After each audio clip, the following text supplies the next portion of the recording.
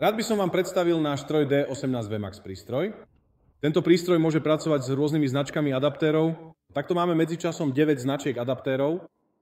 Prístroj je vybavený blokovaním kyvadla, USB-C pripojenie, štvrťpalcové a 5-osminové pripojenie a môže tiež pracovať v prijímacom režime.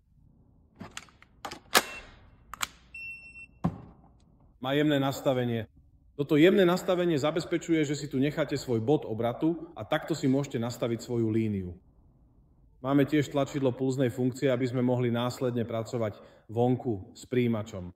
Takže teraz ideme prístroj vyrovnať. Na to použijeme naše jemné nastavenie. Takže ho máme tu na našej škáre a chcem ho nastaviť zarovno s mojou škárou. Prijímač som teraz položil na tú stranu, aby som mohol svoju líniu vyrovnať. Teraz použijem svoje jemné tlačidlo, počujem svoj prijímač. Teraz je vyrovnaný a môžem teda kolmo na túto škáru začať stavať svoju rovnú líniu.